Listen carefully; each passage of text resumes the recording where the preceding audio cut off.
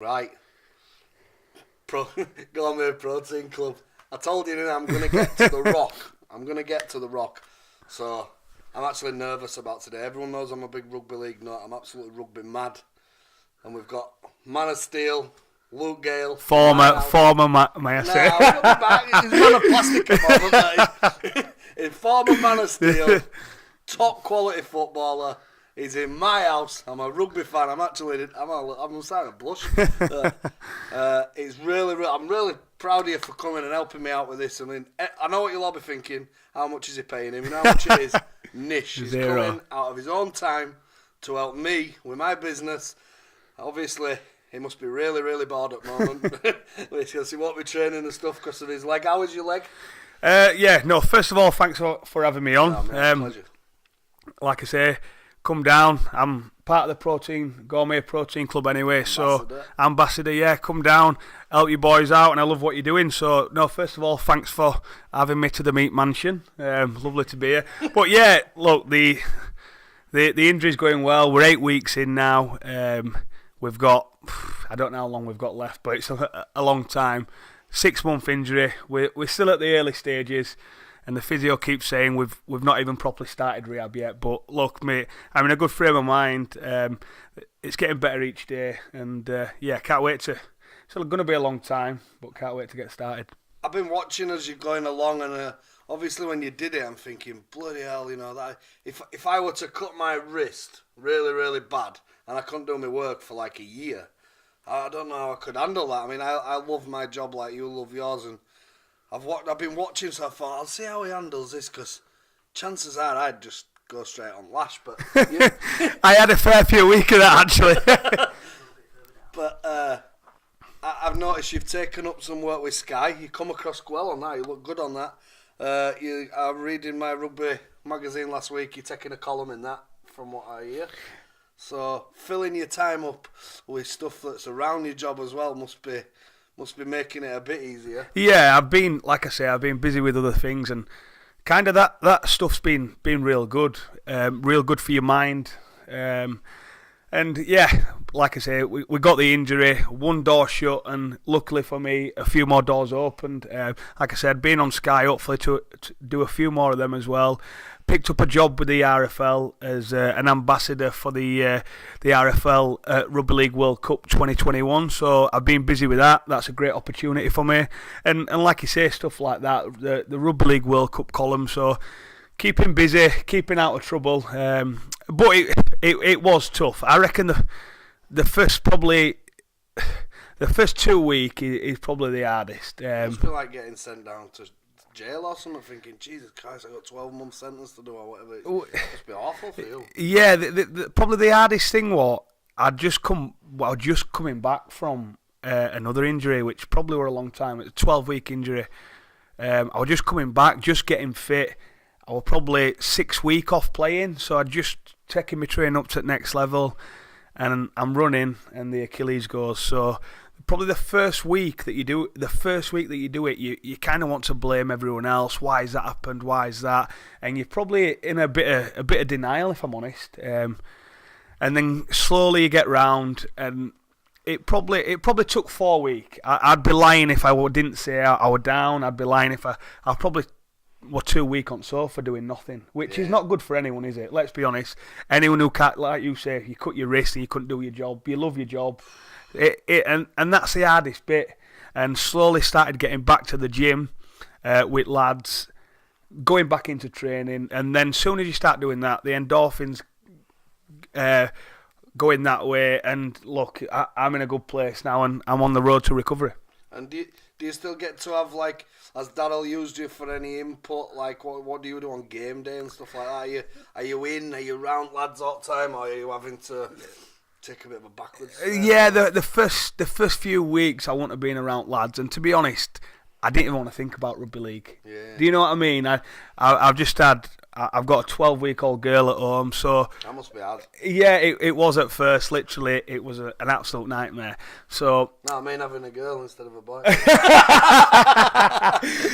I've got 2 little girls now actually. So look, it was because I wasn't on weight bearing as well for the first few weeks. So whenever I could only hold my little girl sat on sofa, couldn't stand up with her. So if my partner wanted to go out, she'd have to leave me a bottle, nappy, all around me, and I was stuck to the sofa for like probably 2 weeks, 2 to 3 weeks. So yeah, I'm like that with me. There's no wrong with me. I've got a bit used to it actually, and I still think I'm injured on the sofa. Yeah. So it's been hard work. It's been hard work, but I'm slowly getting there. I've got 10 days left in the moon boot, and then once that's off, I can't wait for that day. What you need to do is go speak to Jamie Jones about it, because Jonesy, it don't matter what it is, he can turn it round. He can turn it positive, yeah. It is a great trait, though, isn't it, to have? And he can turn anything into a positive. Anything into a positive. He's good at all like that. But another thing that must be difficult for you, like, I mean, I know I've done exactly the same thing, but wherever you must go at a minute, the first thing, you're obviously a megastar, everyone knows you in rugby league, everyone... They just want to talk about your leg. I bet you're actually. I mean, I'm doing it now. What an idiot I am. But it's like Peter Kane. Have you been busy to taxi rider? How's your leg? I bet you're gonna have 12 months of just talking about your leg. Yeah, the hardest that probably I've found is the hardest, and it's repetitive, and I get that. But you almost get a few doubters as well, which you get in all sports. But this is probably my driving force. Like. I go into the local gym. We go to Your Space, which was Fitness Flex, up opposite Ponty Park. Yeah, so we use that as our rehab place, and you'll get a few. I've been going there years, so I've got a few pals, and then you've got a few people who know you. And first of all, they were like, "Oh, he's injured again," and some then are like, "How are you doing? You just need to be positive." And then some are like, "You should retire. You should retire. Have you thought about quitting? It's not for you, is it, this sport?" And I'm like, I use that as my kind of driving force. You know something? Overnight I went to an evening with Tyson Fury. It was at 6 Acres at Driglington. My mate's got it, Tony Lumley, put a great show on. And that is what wound him up. He says, I was sat there, I was 27 stone, I was drinking, I was taking drugs. He went, and I was watching a thing on telly, and it were, I can't remember if it was Wilder or... Anthony Joshua, who'd said, "Listen, I just don't think he can do it. He can't come back anyway. Nobody can come back from that state." He says, and I literally put the glass I had in my hand down. I got up off the sofa and I said to myself, "That's it." He went, "Somebody tells me I effing can't do it." Yeah, that was it. So the inspiration of stuff like that, if somebody tells you can't do it, that's different. I've had it in business before where people are close to me are like, "No, I don't think you can do that." And then it's like, "Oh, can't I? Right, I'll show you now, that's it." Just love to prove people wrong. And I suppose I've had that as well through my journey, my career. Started off at Leeds. Kind of London, didn't you? Yeah, Leeds, and I took a couple of drops down to Doncaster, which were Division 2. They got promoted to Championship. So I had a season there, went down to London, and I've kind of had that all my career, like, kind of been told you're not good enough or you're not going to achieve what you want, and I use that as I still even use it now, and as daft as it seems, I probably still get doubted now, and that's the hardest one is the people in gym who kind of don't know you, they don't know your background. Should you retire? And like it's such a stupid comment, but how it's old are you now? 30. Yeah, it's ridiculous. But it's what they're probably saying it because it's what they're thinking. But yeah, I use that as a massive driving force, and like you say, them people who say you can't do it, it's just to say you can't. Best thing you can do is to me is tell me you can't do it. That's it. Okay, I like them. We'll see about that. And that's what makes you're a great businessman. I'm an athlete, and I suppose that's what keeps people going, isn't it? People get me mistaken for a great businessman. What I'm good at, I'm passionate about what I do. I want to do it right. I want to do it a new modern way. I want to make me great again. And I want to do it a modern way. And I just love my job. So it's equivalent to, how can I explain it? I could go this week and earn £600 a week working on a boning line and just boning meat out. And that's equivalent to saying to you, right, I want you to come and sign for my team, but you're playing prop forward. You're taking first drive up, every single drive. I don't care about what skills you've got. I don't care if you can kick goals, and I don't care if you've got the X factor. You are doing that job. And you won't want to do that, would you? No. And that's me. I want to do my job how I want to do it. I want to be best at my ability. So people get me mistakes. I make loads and loads and loads of mistakes in business, loads. But it's just drove on passion. What I need is like a bit of a rudder, like you need Darryl Powell. I need somebody behind me who's like Phil. I'm telling you, I'm like a steer clear of that. Yeah, Yeah. that's what I am. Honestly, people get me wrong. They're like, Phil Bennett, what a businessman he is. I'm telling you now, I'm not. But them mistakes must. Yeah. Mistakes make you better. And one thing about me, I'm willing to learn. I'm willing to listen and willing to take. I've brought Josh into business. He's taken the Facebook. Basically, he's good for me because he don't know hardly all about me, but he knows how to sell it. And how we get into people like you. Yeah. And how we get into younger homes. How we're obsessed with putting value in bags. But Luke Gale don't want a load of meat, do you? You would sooner have just a nice portion of quality that's right. You know, you'd probably sooner have 7 or 8 items like what we've got in gourmet bundles. I'm still doing the value for Bennett's customers. Yeah. But the gourmet bundle, you know, we do a match like a payday pack. You probably won't want the payday pack. But the gourmet 55 bundle is designed for people like you. You don't need loads and loads. So I'm learning all the time by mixing with new people. And suppose it's like you need new coaches. You play with different players. It brings different things out in you can take probably from all my coaches. They're all great coaches in their own right. I've been lucky. I've been blessed. I've got Powley now, who's probably most technically gifted coach ever. Wayne Bennett, the super coach. Yeah. And they're all different. Brian Mack, the most coveted rugby league Super League coach of his era, and they're all different characters, all different techniques, and you take a bit from everyone. And I suppose that's what you do. Yeah, I played amateur rugby. I tell you what, I went to watch amateur. I tell you on another subject, how hard has it been your brother? I went to watch Unslate Warriors, mate. What a lovely lad his brother is. He's there playing rugby, playing standoff for Unslate Warriors. And the stick he got off away fans. He gets hammered, doesn't he? And I know something, I had a right nice chat to him without asking away. I had a chat to him on way back, like, and I even said it straight to his face. It can't be easy. He went, I know. He went, all I want to do is play rugby on a Saturday. He went, I know I'm not as good as that kid. I just want to play rugby. I went to watch him about 2 weeks ago, and I texted him before the game, and he just loves it. He loves it. He loves it with lads. Just wants to play rugby. Yeah. He actually started. I changed my second name. So he texts me. I said, "Come on, I'm coming down to watch it today." And he said, "Luke, don't." He said because if the all opposition see you, he said I'm just going to get even more stick off my own teammates as well. So yeah, I went to watch him. They did really well actually. It were they played Ulton, which I think are above them in. Yeah. I think they're in a different league actually. Yeah. I might have been a friendly, but they did really well. I enjoyed it, and he did well to be fair to him. But yeah, he cops a bit of stick. He cops it. He cops a bit of stick. He's better than you at golf though. He is, yeah. He says I don't mind. There's nobody ever watches when I just kick his ass at golf. Do you know what? It got to a point where we've loved golfing. Probably golf has been my hobby throughout rugby. London, probably where I took it up more than all. We had a few good. Mainly the Aussies that come over playing rugby league. We had Luke Dawn, Chad Randall. We had a great group down there of golfers. So I got in with golfers mainly because if you're in golfing crew, Chad Randall. He used to run everything in London, and you got a bit of time off training because if you're with that crew, Chad had organised training around golf. So I thought, well, this is great. I'll get in with them lads, and that's where it come. And my brother's been playing. I'd always been better than him, and I played more and more down in London. I come up, and we were always on a level. And I reckon these last 3 years, I played him probably a year ago. I'm not joking. He absolutely hammered me, and I walked off on 16th. I walked off on the 16th because I think he were about 4 up.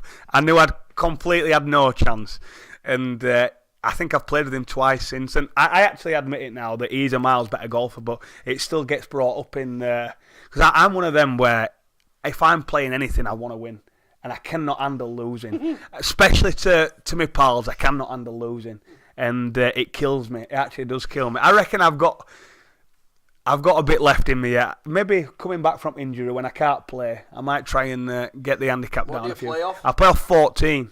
Ain't too bad. Yeah, my brother's got down to about 10 now, but he's playing 3 times a week. That's why he's playing 3 times a week, and if it's like, if you don't practice, you can't just. We've just started supplying Darrington Golf Club. We'll have to get you in down there. They'll love it if you come and have a game down there. Yeah. We'll get you in soon as your legs better. Yeah, the lads love it anyway.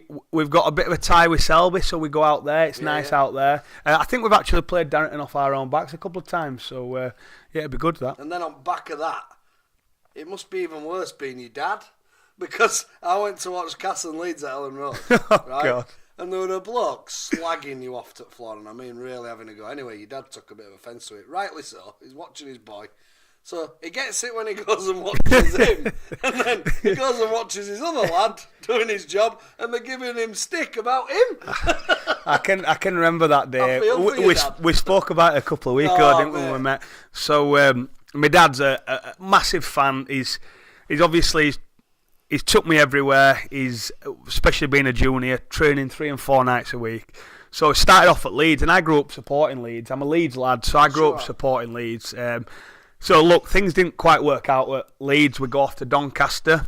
My dad bites Doncaster top. He's now a Doncaster fan for a year. So then after Doncaster, I got a chance to play Super League again. London come in. He goes down to London. He's a London fan. Then we've gone Bradford, and then now we're at Cass. And I feel sorry for him anyway, because he has to. If I'm playing for them, he has to be. He has to be a fan. Get a bit of banter. Yeah, he does. He gets a bit of stick. Who's he supporting now? But yeah, I remember this day very well. So we played Leeds at Ellen Road, and look, my dad likes a couple of pints at game. Yeah, so he goes. I think a few of them go down. They've been for a couple of pints before. Goes to the game. So first thing I do when I get in bar, I think it was Adam Milner's mum or someone come in to me and said, "Oh, your dad was nearly fighting in the stands," and I thought, "Oh God, what's going on here?" Jake Webster's dad pulled him back. So yeah, apparently, look, Leeds. I do tend to get it worse from Leeds fans because I were an ex-Leeds player, and look, they'll probably give me a bit of stick, and I don't mind a bit of stick. Listen, mate, if you're their star player and you've got the X Factor and you're ex-Man of Steel, blah de blah, you're gonna. I'm gonna cop it, yeah. And do you know what? I don't Can actually. you hear it when you're on pitch? You can, especially when you're lining kick up. They'll be saying all sorts. Oh.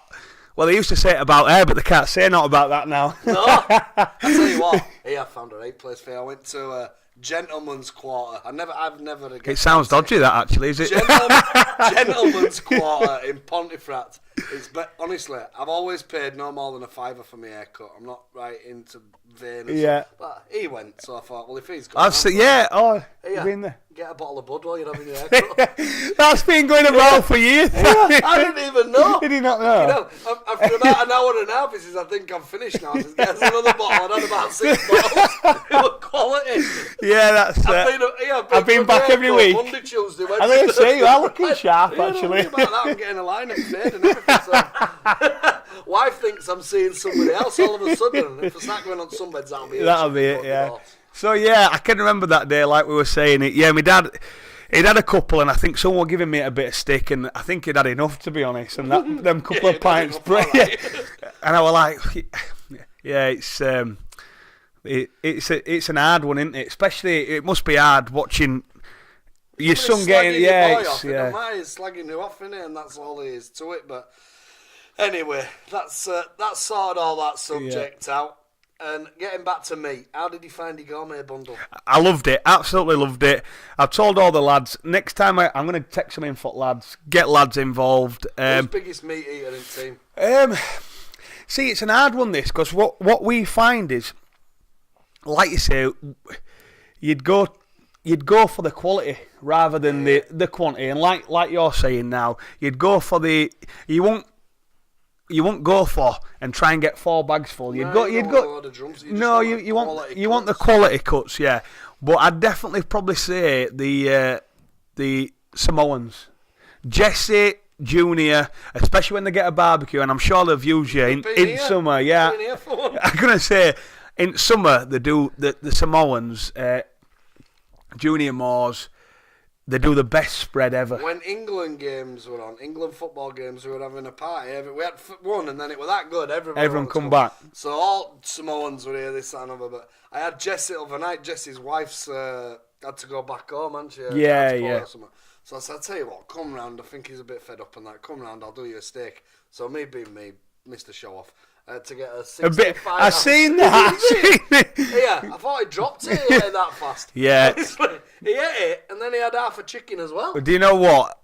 He can eat so much, honestly. And the spread that they put on when it's great because they can do all sorts. Me and him went to Mamma Mia's with our families. So he says, where we do it, we just buy about 6 meals and put it down middle of the table and just tell what you want. So fair enough, get 6 meals ordered. So there were tons left, and he just hoovered the lot. Yeah, he can. He can. He's he'd be the. I'd say that the definitely the overseas players can put it away the most. So. And they've got big families as well. Jesse's got big families. Junior's got big families. And do you know what? This is what I love about. None of them. My kid, trying to get my kid. I've got a girl who's 4 years old. She's the pickiest eater ever. Yeah. And it's probably gone too far now where she's like, it's an argument every time. Every time we come down to, so I'll cook tea tonight. Totally right with that. I went to a barbecue at his house and his kids, they were running around with ribs and just It don't matter. We're getting too fussy. Yeah. You've got to get some in you. And I think it's probably from an early age as well. And look, like I say, I've got a 12-year-old, and I'm going to try 12-week-old. Sorry, I'm going to try make sure that she eats everything because I cannot have what Betsy's like now. And she comes to it's an argument every time. Yeah. I'm trying to plead with her to eat something, and like you say, it's crazy. And I think we are getting like that. We mess about, don't we? It's like sell-by dates. People are totally and utterly obsessed by sell-by dates. You know, the thing that tells you when someone's past their sell-by dates is with your nose and your tongue. Smell, You know, I'm not saying, listen, go and eat loads of out-of-date food, but people just throw stuff in bin when there's people starving on streets. Yeah, no, I get that. I'd be one for that, whereas my missus, we're not tight enough. I like that. We're from Yorkshire as well. We're meant to be tight. Tight as a duck's ass. That's a good one. That we're not tight enough. A Yorkshire man not being tight enough. Well, I am. I'm tighter. Well, I'm generous, but I don't like to be wasteful. Yeah, I'll give somebody anything that I think's a good cause if I can help it. But wasteful, and there's people say it just annoys me. Yeah. Proper annoys me.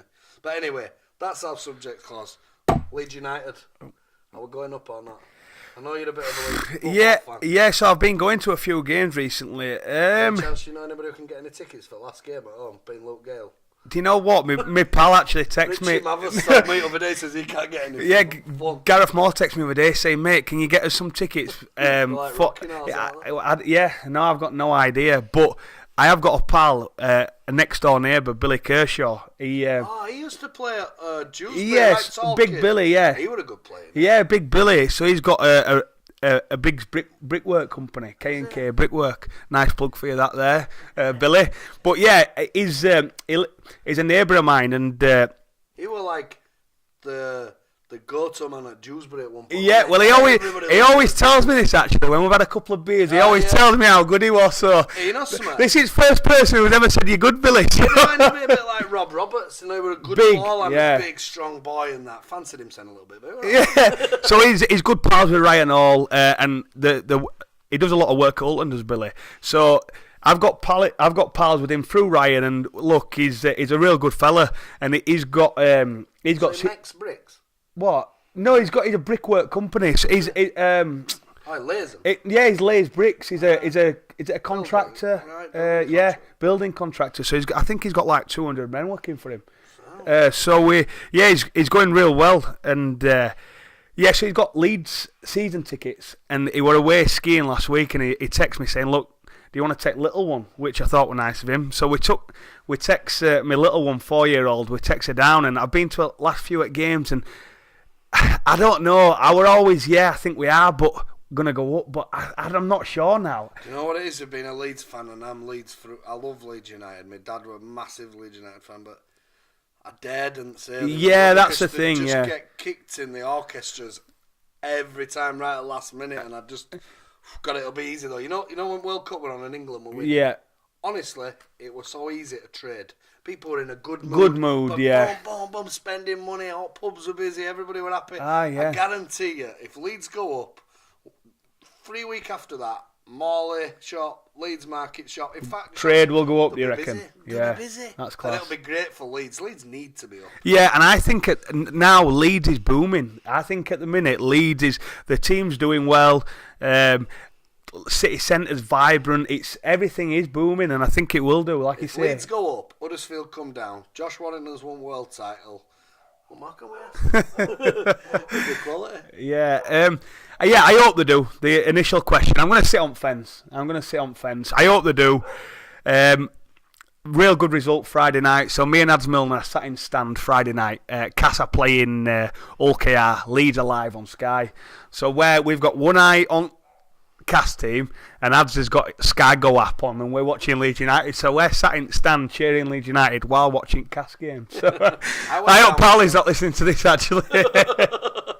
Yeah, I went down myself Friday night. They looked to be good. I had to go at half time because I have to get up at like stupid o'clock, but they played well first half. What's it look like he were on fire? Has he been eating our mate? Yeah, he has on it. What's his started the season really good? Yeah, he's like Paul Harrigan or something. Machine. He keeps saying he keeps calling it he's a power gut. He said he's getting a bit of a gut, but whatever it is, just keep doing it. Oh, well, I might as well sign up it's your meat. I'll come and play. But yeah, he's started season real good. He's a monster. And we've gone 4 from 4, so it's been. So they've got biggest, strongest go forward pack ever, and a player like you always plays really well on back or something like that. And I'm not playing. Yeah, you know what? They've started. I reckon that's probably been our biggest strength this season. Our pack's been awesome. Monster, they look do.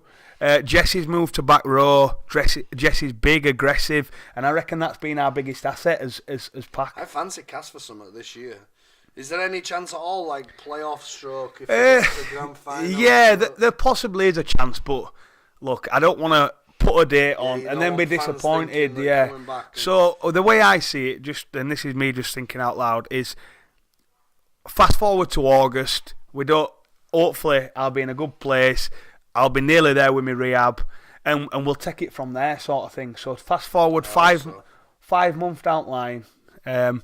Look, being involved in last few years at the business end, that is when it all counts as well. Yeah, not many teams go from beginning to end. Well, Look at Cass when you did it and you were best team by a mile all season and then boom, just to end. Saints did it last year. Saints throughout the season was awesome. They got beat at Warrington. They got beat by Warrington in semis, and it's that team that can. Look, I'm not saying you can get beat all year and then turn it on because you can't, but it is what you do in them final few months, and that's when you need to be peaking. That's when you need your players back, and we've got a bit. We're injury struck at minute. I think we've got 10 out. Lads have just trained today, and we couldn't do our proper session because we've got that many little niggles. So to say we've gone 4 from 4 is, like you say, a great start. And another thing that I wanted to ask you today, because obviously we don't do any takes on this, it's just how it is, but I wanted to ask this question to you, right? Who is the player that makes you think, oh shit, he's playing? Who is the nastiest, horriblest? When you play and you think, oh god, he's going to be trying to knock Pony at me. Who's the one nowadays? Do you know what? Probably the one who comes looking, I reckon I have like a bit of a... I'm a pal of his, Mickey McLaurin. Yeah, people say he plays a tough... Typical Queens in his... Yeah, well, I've grown up playing against him from probably 10 years old. So he played, first of all, he played for Stanley. And then I played for Middleton. So all the way growing up, Stanley, Milford, Middleton were the best team. So only at our age, we'd be the best team year in, year out. And at under 15, 16s level, Queens come together. Stanley and Milford clubbed together and made Queens, and they had to go in a different league to us, and we had one game against them in a final, and we ended up winning 10-6, and it was the toughest game of amateur rugby league ever. And I've played against him all my amateur career, and then we both signed for Leeds Rhinos at 16. So he started at Leeds, yeah. So this is, to be fair to Mickey, he was the standout guy for. Look, everyone thinks you sign professional rugby league and you get a fortune. It's opposite. You get barely enough to live on. So at 16 or out of school, Leeds offer you a contract, and most lads say it could have been 10 quid. you sign it, I'm playing for Leeds. And Mickey was the only one who said, look, I'm not going to sign that. Wigan offered him. I think Wigan might have offered him. I don't know money like, but maybe double. And he was the first one to say, do you know what? I'm going to go to Wigan.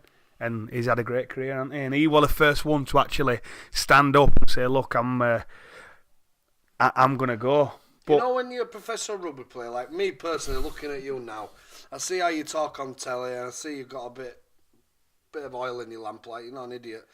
And are you going to try and go down the getting involved with television, i.e., basically what I'm trying to say is, you're not going to have to really graft hard for a living, like go be a bricklayer or go get a job. What's your aspiration? Yeah. When you finish playing? Look, it's $1 million question. I think when you... Do you like prepare you for it as a professional rugby player? Yeah, they do and they don't. Look, if you switched on, you can't. You'd be daft to say, look, I'm going to work till I'm 35 years old. I'm not going to learn anything, and then I'm going to go, do you know what? I'm in real world. What do I do now? I've got a couple of properties. I'd like to think I won't be come to 35 and I'm there left with nothing. I won't be, and I'm good with my money. I'm sensible, but I'd still look. The game's been great for me. To me, and I'd want to give a bit back, whether that be coaching, whether that be involved in a professional team, be an halfbacks coach. I think that's one thing that especially in rugby league. You have a goal kicking academy. Yeah, a coaching academy. Yeah, not just specific for goal kicking, but just a bit of everything really. Yeah, so I started that probably 2 years ago.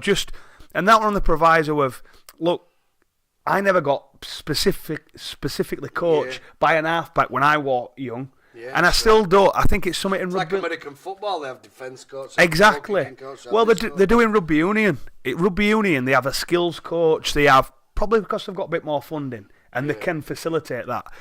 But we don't have it in rugby league as such. You know something? I watch a bit of Australian rugby, me, and you know, I was thinking about it because obviously we knew you were coming this week. I don't think Australian game would be suited for you, mate. It's too. You don't get a chance. Like I used to watch Gary Schofield when I was a kid, and you don't see him chipping over or having a bit of flair and just having that bit of like X factor. It's basically the Aussie game is so fast.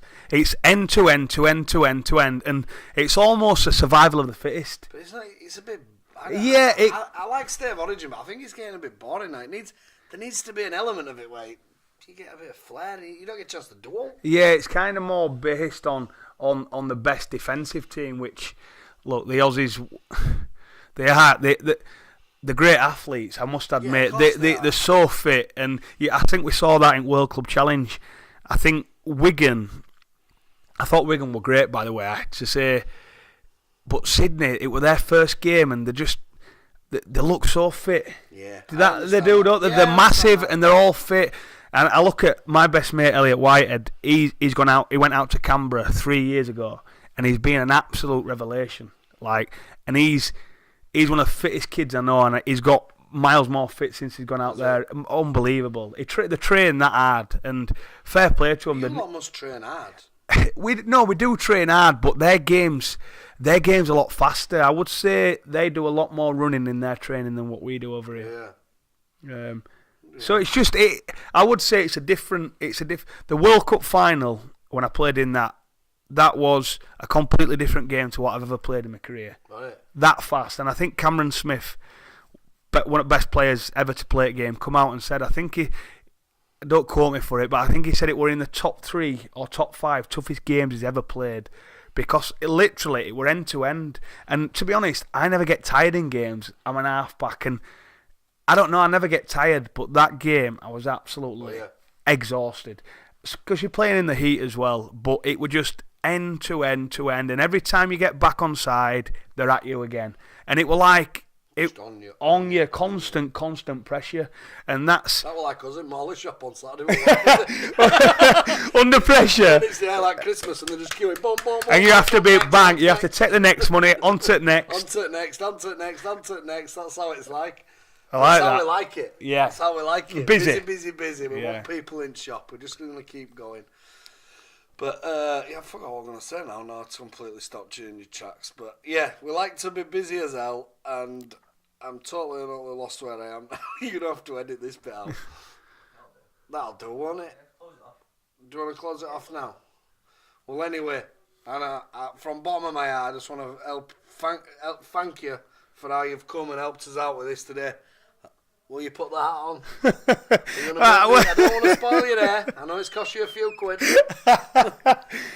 Well, I get done by the anti-meat people.